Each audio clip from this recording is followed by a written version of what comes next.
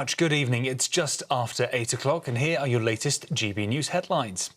MPs have voted to prescribe Palestine Action as a terrorist organisation. This comes after the group targeted an RAF base and an Israeli defence company's UK headquarters. It means it will become a criminal offence punishable by up to 14 years in prison to be a member of the group or to support them, if any legal challenges by the groups prove to be unsuccessful. Sir Keir Starmer's faced his first PMQs today since a Labour backbench rebellion forced a major welfare U-turn, giving Kemi Badenoch a chance to go in on an attack. The Conservative leader called it a humiliating climb down and accused the Prime Minister of weakness. After last night's humiliating U-turn, we know he cannot control his MPs. They're cheering now, but you signed the amendment. You signed the amendment. Over 100 people signed that reasoned amendment until the bill was completely gutted. He said that he would take the difficult decisions, but isn't the reality that he is too weak to get anything done? But Sir Keir Starmer hit back, blaming the Conservatives for the state of the welfare system.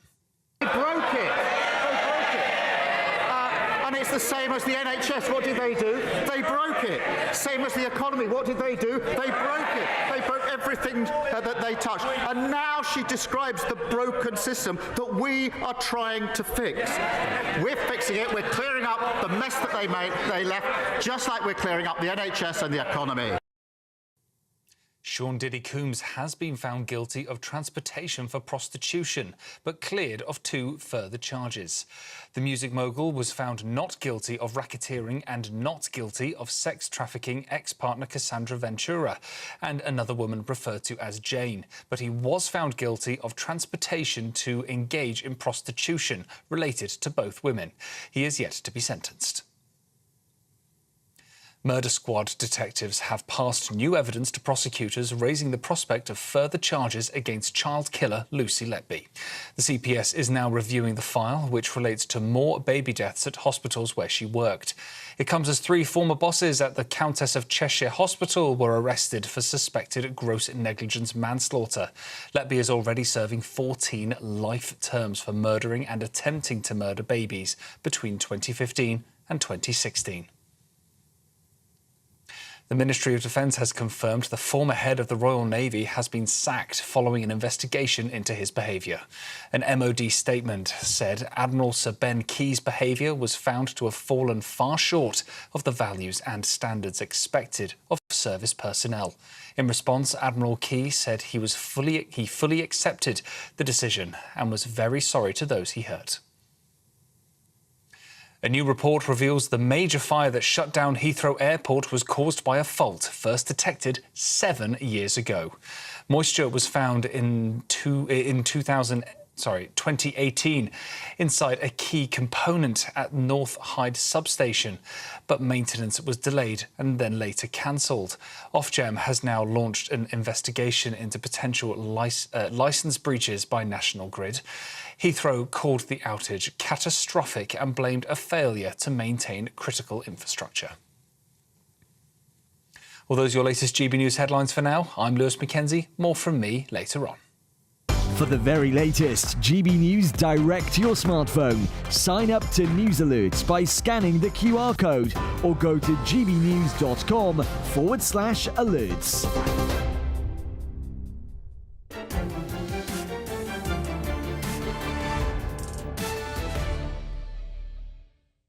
Welcome back to State of the Nation tonight, right here on GB News with me, Matt Goodwin. Now, migrant channel crossings have smashed through 20,000 in just the first 6 months of this year. This is the highest number ever recorded. It's an increase of almost 50% compared to the numbers at the same point last year. Numbers the Labour government should indeed be ashamed of. Labour has well and truly lost control of our borders, and they are letting you down. Since taking office, an astonishing 43,224 illegal migrants have arrived on nearly 800 small boats, filling hotels in the towns and cities that you live in at a cost of £7 to £10 billion every year, an estimated cost over the next decade of another £15 billion. Think about what we could do with that money in our National Health Service, our schools and, of course, in our police authorities. And if that wasn't alarming enough, people smugglers who are bringing the illegal migrants into our country, which have included Iranian terrorists, rapists and murderers, are now circulating, thanks to GB News investigative work, ISIS propaganda, black flags and gruesome execution videos while they ferry illegal migrants into our shores. Check this out.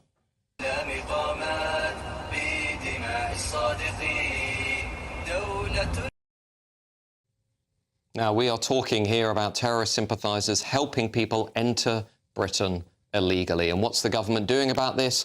Absolutely nothing. The Chancellor of the Duchy of Lancaster, Pat McFadden, was asked if these crossings would fall by 2026, and he couldn't even answer.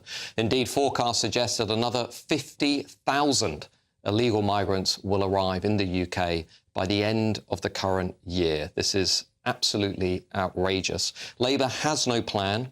They have no real concern for the very real fears that many people in this country now have about how illegal migration is smashing our border security and indeed making the British people unsafe. At this rate, over the rest of this year, we are going to see numbers that we have never seen before in history. Immigration, of course, don't forget, is vying with the economy as the #1 issue for voters in this country. Yet Keir Starmer, Yvette Cooper and the Labour Party continue to keep treating voters with contempt. They think they are pulling a clever trick with their so-called one-in, one-out deal with the French.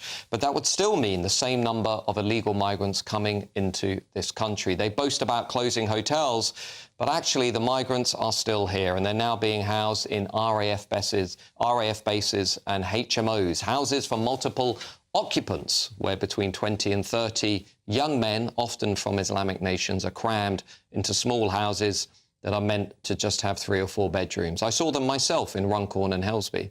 Labour and Keir Starmer still don't get what the British public wants. Secure borders, an end to the chaos, an end to this unfairness. And they're not fooling anybody with these hollow promises. Isn't it time that Keir Starmer faced up to reality and finally declared what everybody wants to see? A state of emergency at Britain's borders. This needs to be declared a state of emergency. As ever, let me know your views, gbnews.com/your say. And of course, you can reach us on X at GB News. Well, I'm joined now to debate this issue with former Labour Special Advisor Paul Richards. Paul, the Labour Party, the Labour government, Keir Starmer, Yvette Cooper are completely and utterly out of touch with the country on this issue, are they not? I totally disagree with virtually every word of your monologue there, Matt, and I'll just start to tell you why. First of all, I think we're all agreed this is an entirely tragic situation that can't be allowed to continue. The suggestion that we don't care somehow is nonsense. And second of all, why aren't you fixing the borders? And second of all, the breach on our borders is dangerous and needs to be stopped. And ministers are taking a serious attitude towards it because of the scenes you can see on your screen. Well, they're not taking action, Paul. What are they doing? So, what are they doing? But the question then is, what do you do about it? Now, there were 20,000 crossings, by the way, the 10 weeks in 2022 when Rwanda was actually in place as a policy. So that didn't serve as any kind of deterrent. The question is, what do you do? Paul, the numbers have never been higher. But they're up 80% on 2023. 2022. So we've had comparable numbers when the weather's been similarly benign. Paul, what is Labour's plan for fixing the borders? Well, the answer to that is simple, because if there was one single simple thing you could do, any government of whatever stripe would do it. And there isn't a single simple thing you can do. There's a multiple levers you have to pull. One of them is disrupting the gangs themselves. And not only does justice demand this, but also it's effective in Paul, even the UK border chief has said smashing the gangs is not working. Your own border chief has said smashing the gangs is not working. What's your next plan? I heard his interview, and of course he's right that as things stand, the numbers are still coming. But with those guys, those scumbags have to be locked up. So that's the first thing. We need to go after the gangs. Paul, how are you going to stop the boats? Get away with it.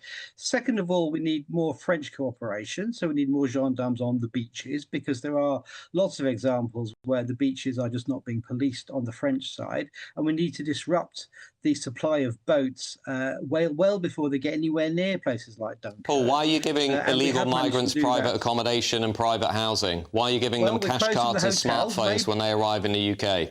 Labour is closing the hotels, and I think... No, it isn't. Labour's been expanding the hotels. I live in a seaside town where the asylum hotels are all over the town, and I think we're glad that we're closing the hotels, and that's another... You're not closing the hotels, Paul. You're using British taxpayers' money to bankroll private companies like Serco to offer more favourable contracts to landlords that take illegal migrants over British people. You're supposed to be the Labour Party. You're supposed to be looking out for workers. You are actually using the British people's money to outbid them in the private housing market to give preference to illegal migrants.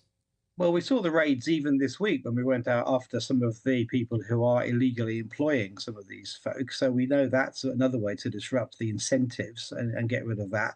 I mean, if you ask my personal opinion, I would go after the profiteers, the people that made all that money from the hotels, and I would take some of that money back off them. I mean, certainly you see the hotel owners driving around. Paul, I'm not hearing an answer to this crisis. I'm not hearing an answer to how we are not going to have tens of thousands more illegal migrants coming into the country. Why don't we leave the European Convention on Human Rights? Why don't we reform the Human Rights Act? Why don't we dramatically reduce the amount of welfare that we give these people, which has led even the French to say we are a soft touch? Why don't we detain and deport people the moment they arrive in the UK? If you pursue that route, then the whole of the cities of the UK will be filled with tent cities with impoverished asylum seekers, you know, robbing Not if they can't stay in the UK, but interesting views nonetheless, Paul Richards. Thank you for joining us. I'm joined now by my panel, Reform UK press spokesman Gawain Towler, friend of the channel and the show, journalist broadcaster Benjamin Butterworth. Gawain, I'm fed up of these interviews with Labour advisers, Labour politicians, not actually putting forward a credible plan for fixing the borders. It is getting tedious, it is getting repetitive, and it doesn't seem to work. Smashing the gangs, as we all know, is a fallacy. You smash one gang and Hydra, like 8 more pop up. There's too much money to be made for smashing the gangs policy to work. Look at drugs. So whack-a-mole isn't going to work. That doesn't mean you don't want to lock the blighters up. Sure. Of course you do. Sure. Let's go after the cartels in the war of drugs, but let's also work on the demand. How do we change the fundamentals in this game? You change the incentive system. Right. Not a single person who arrives illegal will ever get right to remain or asylum. End. Benjamin Butterworth, that is indeed the answer, is it not? If you arrive here illegally, I'm sorry, you're getting detained, you're getting deported, you are never going to be able to stay in the UK. Well, I think we'd have a lot of trouble with France and with other countries if we started to do that, because they take far more than we do. Hang on. Today is the day we stop wriggling around. Let's just be direct. Well, you arrive on the small boats illegally. You're immediately detained and you're deported to an offshore processing centre. You are not allowed to set foot into the UK. You're certainly not put in the heart of communities next to British people and their children. Well, I mean, Keir Starmer tried to set up that with Albania, and next he's trying Kosovo. And he shot down the Rwanda scheme. The first thing he did. Well, Rwanda was a farce that cost a fortune. But you asked for one policy. My one policy would be ID cards, because there's the pull factor that they work illegally in the black market in this country. So you introduce ID cards, it makes it much easier to fish out those people who shouldn't be working. My liberties have to be restricted because of your government's failures with immigration. Your liberties are not restricted. I do not wish to carry an ID card. I do not wish to carry an ID card. Why should I? Benjamin, why don't you say that about a driver's licence? Because actually, that you have to pass a test to get in. You don't have to pass a test to be an Englishman. I am one already. Well, you do have to sort of pass a test. No, I don't. I was born here. I am an Englishman. Because that's your citizenship, right? No, absolutely not. I do not need to prove my existence in my own country. Look, you show how antiquated your views are. They're not antiquated. If you think liberty is antiquated, that is why Labour will fail and fail again. No, if you think that people flashing something on their iPhone to show their ID, something that most of us do all day, every day. No, I don't need to carry a passport. I don't need to carry ID. I do not have to prove my existence to the government of my country. Well, actually, lots of people have to carry their ID all over the place for lots of reasons every day. And what this would do is it would make it so much easier to get rid of the illegal workers. We've had day after day front pages of The Sun of people working illegally and being exposed, and it's hard for the police to track them down.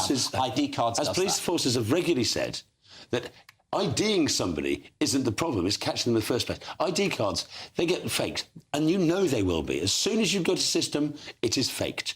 The idea that we're going to be able to deal with that, it's just not going to work. ID carding every citizen in order to chase down the criminals, it's the wrong way round. You just say you will never, ever get leave to remain. And you don't punish the British people, you do punish those who come here illegally. It's as simple as that. There are many other countries, including some more right-wing than us, that use ID cards. I don't care about other countries, I care about this one. The other thing is that if you look at former Home Secretaries, you will struggle to find a single former Home Secretary who, after they've left the pressures of party political life, will not say, I think ID cards would have helped. I think it's about time we got serious and practical and stop worrying about people that think flashing a message on their phone is somehow an infringement of their liberty. If you think fundamental liberties is something old-fashioned, but it's not an infringement of your liberty. It is. No, of course, I don't have to prove myself. Of course, it's not no more than a driver's licence or showing ID to buy a bottle of wine. That is in order to allow me to drive, not in order to allow me to live. Well, and indeed, and I'm not at all convinced by the argument that ID cards is what is going to get us out of this complete and utter mess. I think we're going to need a lot more than that. But after the break, Zia Youssef will be joining us live tonight to discuss the thousands of pounds that are being wasted on inclusivity research for, get this, buses. See you in 2 minutes.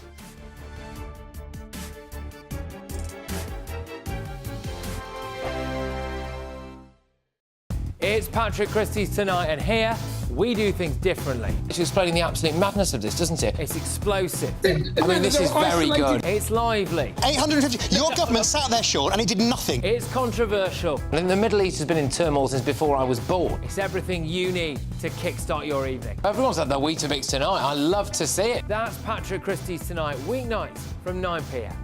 Only on GB News, the People's Channel, Britain's news channel.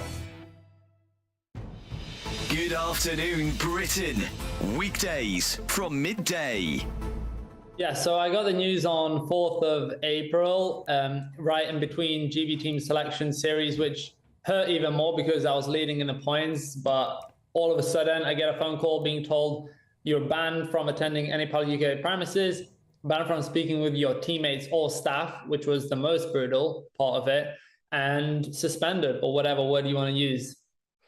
I think, though, Kurt, that, posting subscription-only saucy content online might get you in a little bit of trouble, or did it not cross your mind?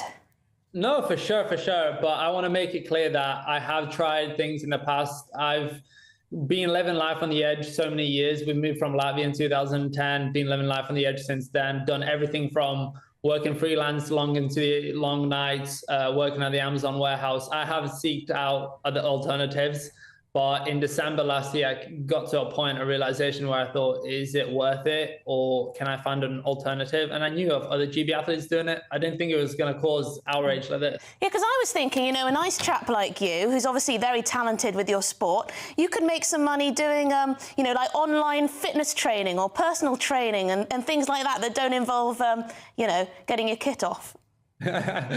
No, for sure. I've been making content for like 6-7 years now. Over 1,000 of the pieces of content have been inspirational, motivational.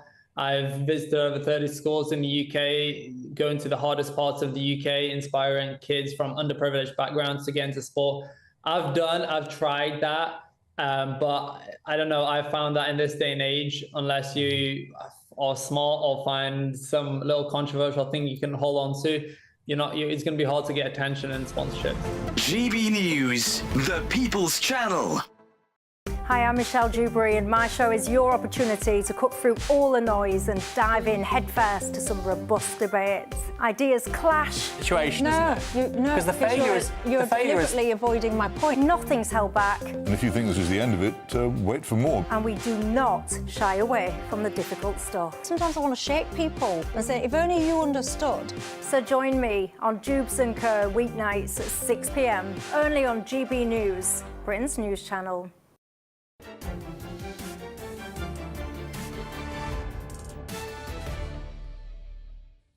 Welcome back to State of the Nation tonight, right here on GB News with me, Matt Goodwin. Now, Reform UK's Doge unit, the Department for Government Efficiency, has uncovered a shocking example of how taxpayers' money is being wasted. The Department for Government Efficiency has revealed that nearly £160,000 of taxpayers' cash has been spent on a 98-page research paper looking into, and I quote, the accessibility and inclusivity of buses and coaches. 98 pages, £160,000. Not on fixing potholes or making a more regular service, but inclusivity. Thousands of pounds were blown on a report packed with surveys asking passengers about their sexual orientation and their ethnicity to tell us whether they feel safe on a bus. Well, I'm joined now to discuss this by Head of Reform UK Department of Government Efficiency, Zia Youssef. Zia, just tell our viewers, if you can, what you think the main takeaway is from this finding, and indeed what it might be telling us more generally about what on earth is going on in local government. Well, look, we've seen this writ large, Matt. Enormous amounts, insane amounts of British taxpayers' money are paid to these strategy consulting companies, basically people doing work that is of absolutely no meaningful value whatsoever. I mean, in this enormous report, £160,000 was spent, about 98, almost 100 pages. And I've actually read through this report. If you suffer from insomnia, I highly recommend it. The key takeaway, do you know what the key takeaway you got, Matt, for £160,000? And I'm not kidding. It was that buses are too crowded. Now, I think everybody watching this programme who's taken a bus recently will tell you, we could have told you that for a lot less than £160,000. And look, you've seen this, again, we're seeing this time and time again. I've seen this in local councils. You know, I've spent a lot of time now. I was at West Northamptonshire County Council last week for the entire day, just like going through a lot of these reports that these strategy consulting firms provide them and then to national government. So if you look at KPMG, PwC, you know, the big four accounting firms, and then you look at some of these strategy consulting firms, do you know how much those firms won in contracts from just national government alone over the last 5 years?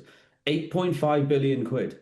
8.5 billion pounds. And they keep spending, all these councils are spending tens of millions of pounds a year on, quote, transformation. And it happens year after year. Now, most transformations I think of, you'd assume the transformation is done once you've transformed, not in the case of British taxpayers having to spend all the money. And look, we laugh because it's so depressing. And if you didn't laugh, you would cry. But this is what Reform are doing. The first thing we're going to do is do the research, expose this stuff. And then you'd be rest assured that we're going to pull every lever of power available to us, Matt, to stop the horrendous waste of money. So, Zia, listening to you, it takes my mind back to the National Audit Office report, I think last year, saying that nationally, and this, I've never been able to forget this shocking stat, somewhere between, and they couldn't quite get a number, but they said somewhere between 55 and 80 billion pounds is lost every year in this country to fraud, to waste, to spending that they can't quite account for. Now, to put that in perspective, Labour's welfare U-turn was, you know, almost derailed the government, may soon even still derail the government to save 5 billion. But 55 to 80 billion, the numbers are absolutely enormous. Do you get a sense from what you're seeing at the local level as to how big the problem might be nationally? Yeah, so that number you just gave, which I recognise, is on top of, so, you know, what we're just talking about now, you know, this report, or do you remember that one that was all over social media last week? It was £960,000 for an academic grant around gay porn. And you think these things are parodies. It wasn't parody. And as an academic yourself, I mean, you know how hard it is to actually win grants, right? To actually work. And I'm well aware of the wastage that goes on, I should say. Yeah, exactly. So that's one thing. But the numbers you're talking about are just totally lost inside the system. I've got on my desk 5 contracts worth each one is worth more than £1 million for taxi services within the social care budgets and local government. And every single one of those contracts was awarded to a local taxi firm with not a single other competitor inside the tender. So when it comes to social care and taxis being essentially taxi services being purchased on behalf of the taxpayer, Matt, these are being awarded multi-million-pound contracts with not a single alternative bidder. When me or you, anyone in this programme is calling a taxi firm to get a taxi to Heathrow, sure. Well, just before, quote, right? Just before we lose you, can I just ask, what would you say to devil's advocates out there who would say, well, look, actually, inclusivity, diversity, equality, these contracts are actually about bringing councils back in touch with, you know, marginalised, historically underrepresented groups?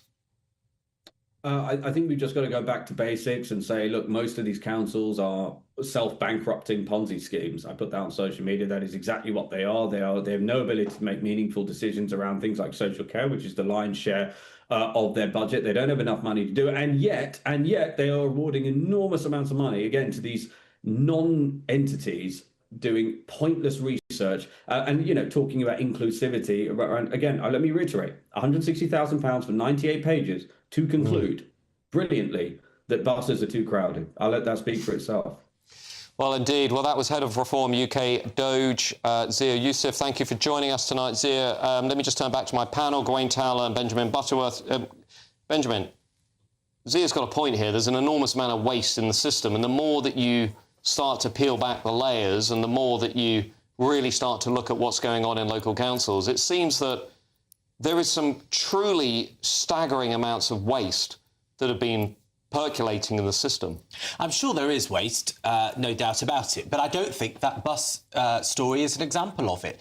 I don't at all, because actually one of the central things it was looking at was age. Now, a lot of people that use buses are people that are retirement age, that live in the countryside, and trying to work out how the bus system better amends to people like that is important. Also, buses in cities... £160,000 worth of important? Yeah. How many winter fuel payments is there? Not many, because they get a fortune. It was a national investigation. £300 a pop, isn't it? And so, you know, the fact is that in cities as well, buses are often an attracting ground for crime. You see lots of violence. There was a story a couple of years ago of 2 women that were brutally beaten up by homophobes on a bus that made national news. You see stories of women being harassed on the buses. Actually, I think that is exactly what money should be going on, to try and fix antisocial behaviour like that. Gawain Towler, more reports at 160k a pop, says Benjamin. Well, this report, I think, is just for single council.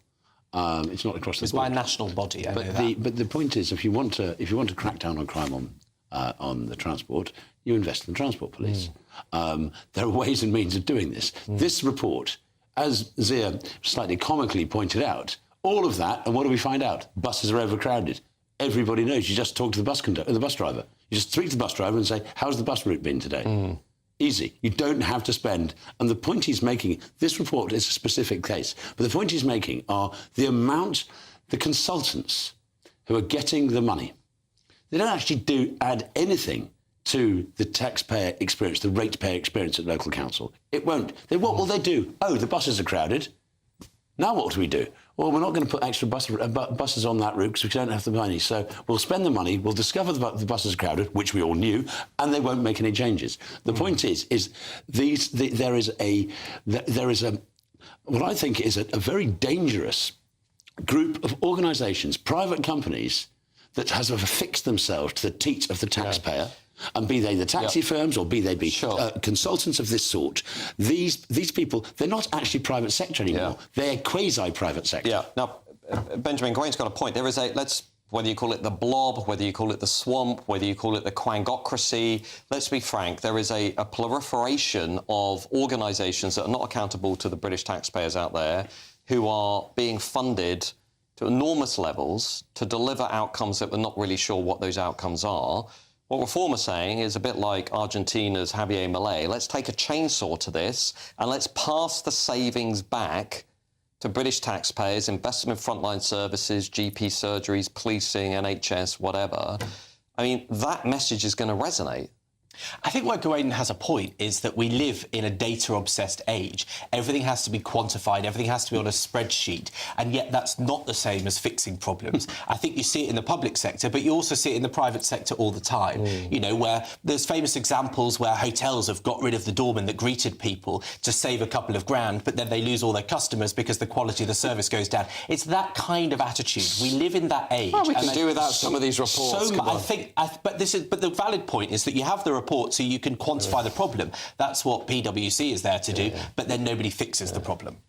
OK, well, just coming up, we have reached out to Kent Council for comment, by the way, just before we go to break. Coming up after the short break, as 1 in 4 Conservative Party voters are now defecting to Reform UK, indeed 1 in 3 in the latest YouGov polling, we're going to be revealing the 5 key reasons for this brewing political revolt based on a fascinating new study just came out. I'll see you in 2 minutes.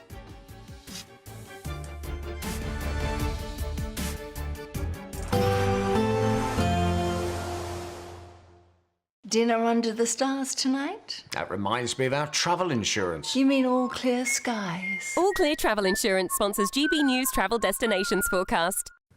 The European heatwave is set to continue, many areas seeing temperatures widely in the mid to high 30s, and this could be enough to trigger some thunderstorms across the Alps. But across Portugal, Spain, mostly settled, but still those intense temperatures starting to drop away from Thursday onwards. Some quite heavy showers across parts of Switzerland. These could bring some intense hail and also some frequent lightning. But as we move our way eastwards across the Mediterranean, mostly settled, plenty of sunshine and temperatures widely still in the mid to high 30s. All Clear Travel Insurance sponsors GB News Travel Destinations Forecast. Hello there, good afternoon. Welcome to your GB News weather update from the Met Office.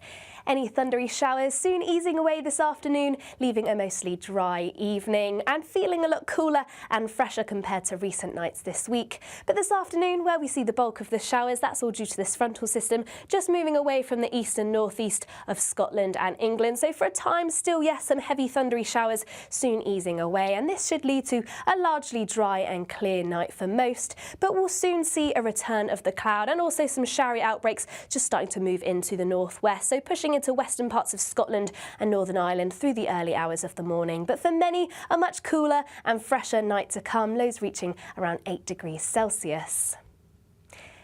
Now, for many on Thursday, it should be a mostly dry and bright day, but it is going to be a very different story across northern areas. More clouds starting to push in from the west across Scotland, some showery outbreaks in particular across the west to start, eventually pushing their way eastwards. These could turn heavy at times. Fairly similar across Northern Ireland, but across the rest of England and Wales, a dry and bright and cooler start to the day. And this is where it should remain mostly settled through the morning and as we head into the afternoon. But we'll continue to see this unsettled weather push its way across Scotland, Northern Ireland, perhaps later just clipping some parts of northern England. And yes, some of these showers could be heavy at times, but it is going to feel a lot fresher in these areas. But elsewhere across central and southern parts, plenty of sunny spells, particularly as we head into the afternoon, and still feeling warm in the sunshine, highs reaching around 26 degrees Celsius. Through into the evening, we'll continue to see this north-south split in the weather, so unsettled across the north, cloud, outbreaks of showers, but across the south, it should remain mostly dry and settled. And we'll continue to see that theme on Friday, but the rain becoming more widespread on Saturday, but still remaining quite warm where we catch any sunshine. Good Afternoon Britain isn't just about us. The wonderful thing about this programme is it's about everyone watching. It's an interactive programme. Well, there absolutely is something to see here, and we're going to be talking about it more. Whether it's breaking royal news, please bring us up to date, or indeed a particularly punchy speech in the House of Commons. Very, very curious. We bring it to you live, and then we bring you live reaction as well. That's Good Afternoon Britain, weekdays from midday. Only on GB News, the People's Channel, Britain's news channel. Mornings don't have to be tiresome, especially if you have the right company. Wake up to news as it happens, opinion and debate, and of course, a little bit of entertainment too. Because when the kettle's on, we're on. That's Breakfast on GB News, a show worth waking up for. Every morning from 6 a.m. Only on the People's Channel, Britain's news channel. We'll spread the news, you spread the word.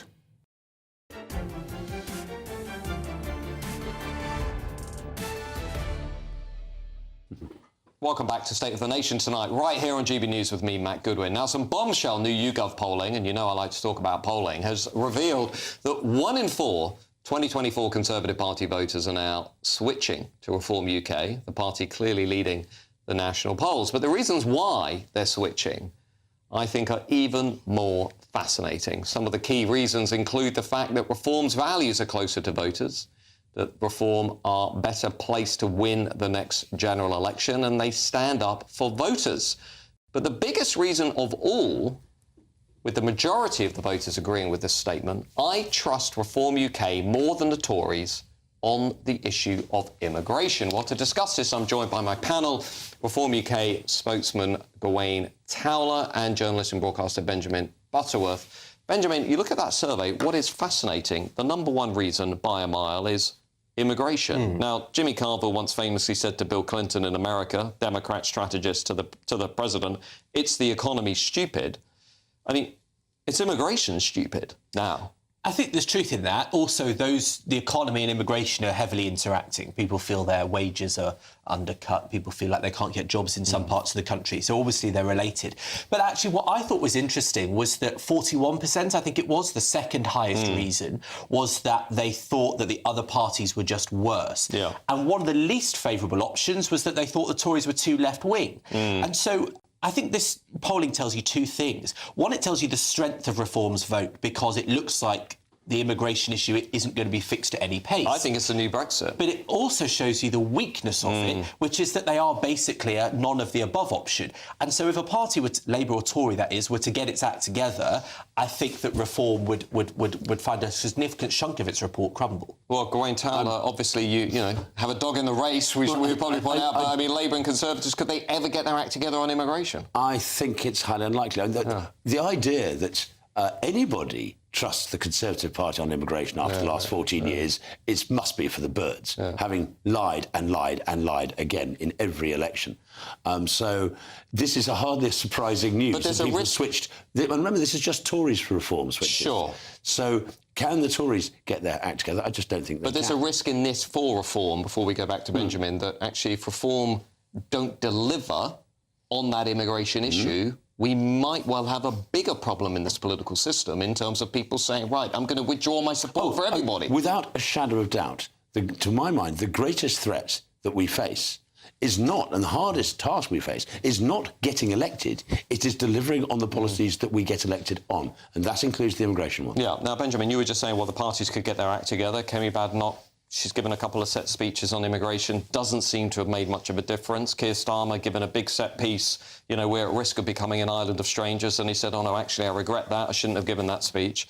Who do you see outside of Reform in the country who could credibly reconnect with these voters on the issue of immigration? That's a Conservative. Anybody in the political landscape that you say, OK, they could win these voters back. But the thing is, who do you see? I don't see anybody. Who do you... But the point I would make is, what is the answer to this question? What does the answer look like? Because nobody is suggesting zero immigration. Indeed, Nigel Farage has slightly softened his talking about immigration in the last year or two. And so I think it's got more to do with the illegal immigration than it has the legal. Hang on, levels. Reform are calling for an immediate freeze on all mass uncontrolled immigration. But they're not calling, for example, to send people back, as some people have said. Like, well, Nigel Farage, I mean, he's not here to speak for himself, but he has been quite clear in his recent speeches, especially, that Reform will deport illegal migrants, including illegal migrants already here, and they will deport foreign criminals and leave the European Convention on Human Rights. Well, except for the last point, you know, Labour and Conservatives would say that. The question is about actually executing it. I think dealing with the boat crossings would be the single most significant thing a government could do to quell this. But it isn't just the boats, is it, Gawain? It isn't. And you talked about could Kemi come back. I mean, given that Found Out Now today came out with a poll that 5% think Kemi's doing a good job. Wow. I mean, 5%. Was that today? I didn't even see that. Yeah, Find Out Now today.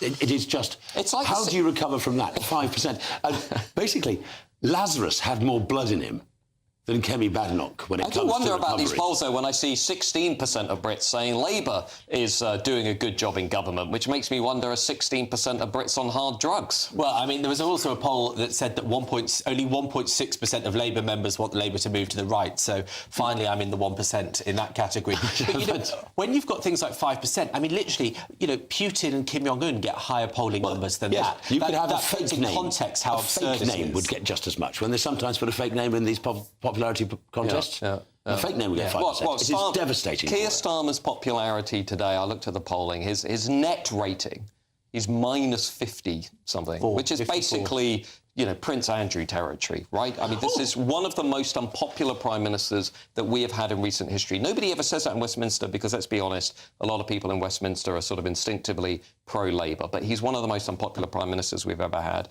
But here's my question. The Tories are not going to reconnect, I don't think, with a lot of these voters. Kemi Badenoch and the party, they're sort of dwindling, they're all over the place. So what could go wrong for Reform here? How could Reform mess this up? Well, I would say that Nigel Farage is their biggest asset and their biggest liability. His ability to fall out with people, to have public rows, to be seen as an egotist. I think there is danger in 4 years that that becomes a trend rather than an anecdote. And so I think he's a big risk for that. I also think they're not looking serious when it comes to the election because they've basically been quite populist in agreeing with everything, wanting, you know, more welfare spending and less immigration. Fine, but it doesn't quite add up. And I think that's a risk in the long term. Well, and we will continue to debate those risks and discuss those risks and opportunities going forward. Now, after the break, we're going to be revealing how Britain's universities, institutions I know very well, became a secret backdoor for illegal migration. I'll see you in 2 minutes. You're not going to want to miss this fascinating, albeit troubling story.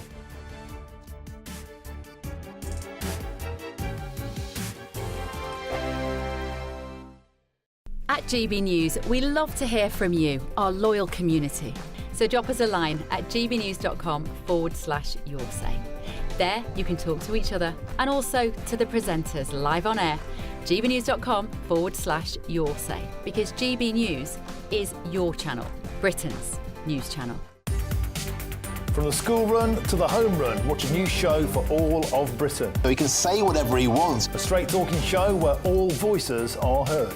And, you know, when are we going to stop talking about smashing the gangs and actually do it? With the stories that matter from every part of our country. There's a bit of a crash landing there for your Chancellor. Bold, fearless and standing up for you. That's me, Martin Daubney, 3 p.m. till 6 p.m, weekdays, here only on GB News. The People's Channel, Britain's news channel. Westminster's full of talk, but out here, it's the real world. Am I allowed to talk then? No, that's it. This is where it matters, real people and real lives. That's what politics is all about. The fact has Trump made a good start? No. Straight answers, no spin, and just a couple of pints. How many fingers have I got up? About 10. So join me for Lee Anderson's Real World every Friday at 7 p.m, only on GB News. The People's Channel, Britain's news channel.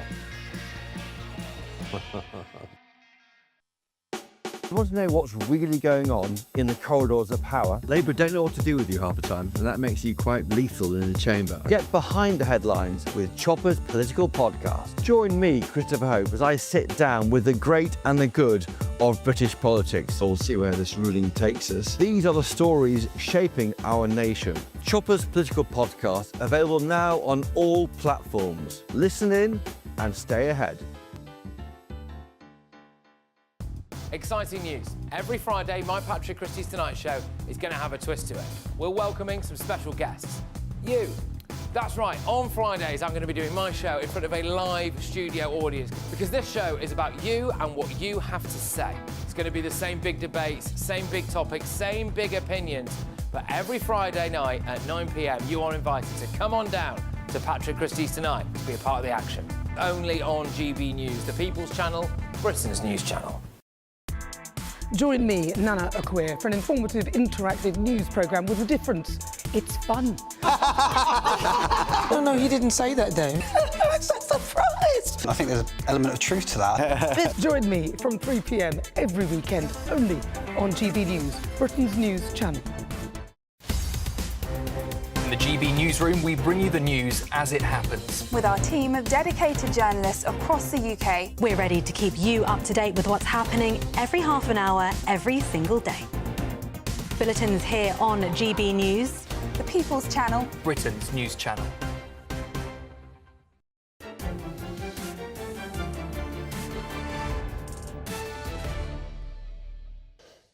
Welcome back to State of the Nation tonight, right here on GB News with me, Matt Goodwin. Now, you'll often see these sorts of pictures on your screen. Illegal migrants crossing the Channel from France and then claiming asylum on arrival. Indeed, you'll also often hear about migrants entering the UK on the backs of lorries. But what if I were to tell you that British universities, some of our most prestigious institutions, have also become a backdoor for this phenomenon as well? Yes, that's right. Home Office figures have shown that 16,000 of those who have claimed asylum in 2024, 16,016, had arrived in the UK on a student visa. Nearly 1 in 6 of all asylum claims.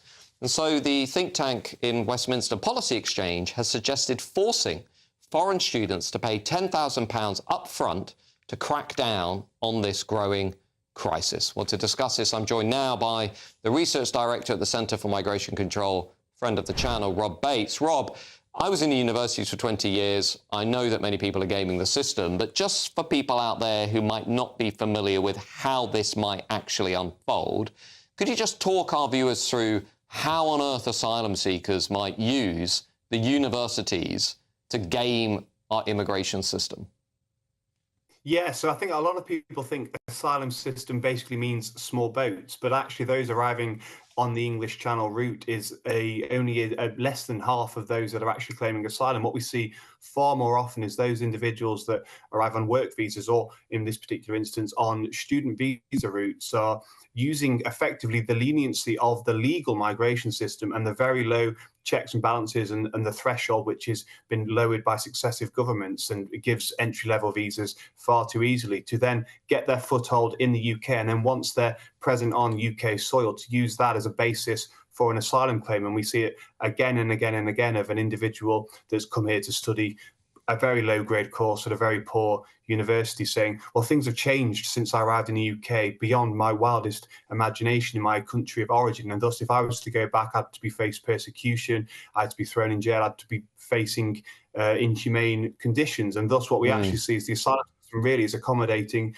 those as well who have come in effectively on a illegitimate basis. They've really known that their intention was always to apply for asylum, and have used the leniency of our legal migration routes to do so. And what about this idea put forward by Policy Exchange that, look, if you actually charge people 10 grand up front and you get people to pledge, you know, to pay that money, you're going to eradicate this growing problem within higher education? Is that a convincing policy solution to you?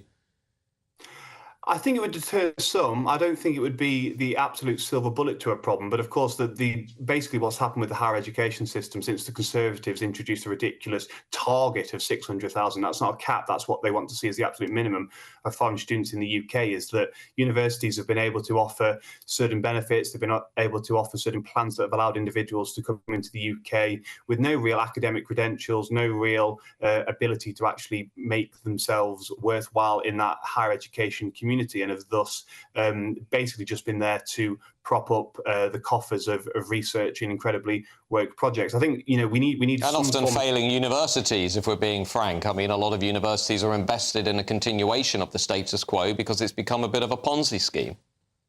Well, that's a very good point. The number of foreign students that come and study in those higher tariff universities, those kind of elite universities, is an incredibly low percentage. Most of them are going to, you know, those very far down the league tables, or those that are actually just private companies calling themselves like Good Education Limited, and for some reason they're allowed to hand out visas as well. It's an absolutely ridiculous Ponzi scheme that has got way out of hand. The Conservatives were, of course, those that enabled it. I think the report as well by Policy Exchange debunked two key myths about the foreign students. Firstly, that they're helping enable Brits to go to university through their higher fees. Well, actually, we find out from this report that in many instances they're replacing them.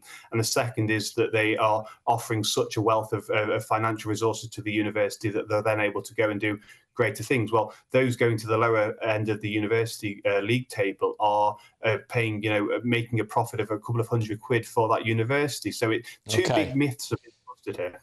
Well, thank you to Rob Bates for joining us and breaking those myths. Of course, you can go and read the Policy Exchange report for yourself. It will be online. I just want to turn back to my panel now to discuss this. Reform UK press spokesman Gwaine Towler and journalist and broadcaster Benjamin Butterworth. Benjamin, as Rob was saying there, I mean, you know, we clearly have a problem here within the higher education sector, whether you're on the left, the right, in the middle. Many people are clearly using an expansive higher education system to game the system in order to get into the UK. They then come in on a master's programme 1 year. They then flip over, get a job, you know, in the economy, and they never go back.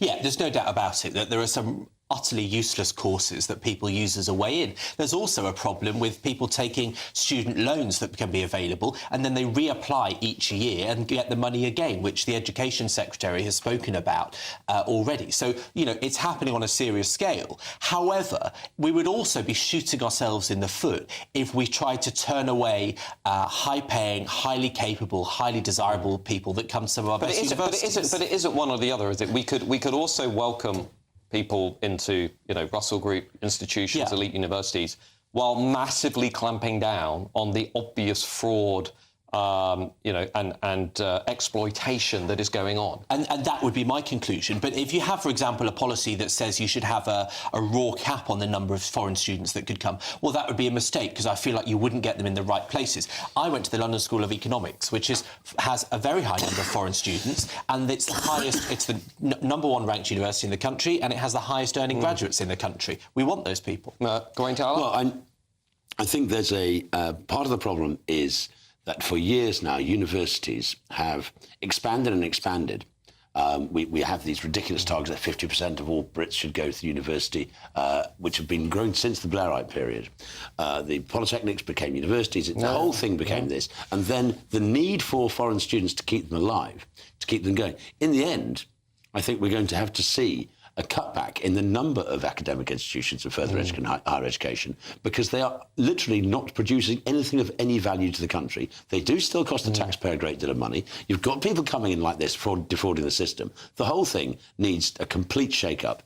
And we have to be honest with ourselves. We don't need, particularly with AI coming in and many of the graduate level jobs ceasing to actually exist, you're going to find people highly supposedly educated coming out with degrees that are worthless, working because the jobs won't be there for graduates. Absolutely. So why do we need these things? Benjamin Butterworth, I mean, Gawain has a point. AI is probably going to decimate the laptop class. A lot of these, it's going to decimate a lot of administrative jobs. I think we're all right? the laptop a lot of people class. It's not 1950. It's going to have enormous consequences, right? It's going to do a lot of big things. Now, in the universities, there is this argument that Policy Exchange have made to say, well, look, one way you deal with this is anyone who comes over from other countries pays 10 grand up front. Well, people that come here actually do have to pay up front an NHS surcharge, for example. So there are elements they like don't pay that. their fees up front. But well, I mean, if they go to expensive universities, I dare say they certainly aren't getting loans for those. You know, I paid 3 grand when the Chinese person next to me paid 20 grand. That was probably a pretty good deal. But they would pay that for throughout the course of their study. What PX are saying, Policy Exchange, is at the outset, you put up some big barriers. You say we need the cash now, and that will basically filter out the chances. I think it would be an historic mistake to turn away highly educated people to our best universities. Highly educated, I think, is the point. Indeed. Well, let's see how this evolves. We will, of course, keep watching the story as it continues to mutate in different and interesting ways in British politics. Thank you to my panel. Thank you to my guests tonight. Up next is Patrick Christis. Of course, Patrick, I'm sure you've got some great stories on your show tonight. What have you got coming up? Yes, thank you very much, Matt. Loads coming your way. I mean, let's be honest about it. It appears that the Prime Minister is screwed and the Chancellor is having some kind of breakdown. So, not great for Britain, really, is it? We're also looking at the rapid rate of demographic change, asking how we got here, but also what we do about it. And whilst we are saying, lads, come on in over the channel, you know, have a house, have a bit of money. In America, they are deciding to put illegal migrants in essentially cages and then surround them with alligators. So there is a slight difference to be had there. I'm also going to be doing a head-to-head on whether or not it's OK to ever tell a colleague to shut up in the workplace, because that has caused a little bit of a stir. There's an article that says that you should be sacked on the spot. Well, I'm sorry, I'd probably been out of a job a little while ago. But anyway, we've got all of that and much, much more coming your way, 9 to 11 p.m. after your weather.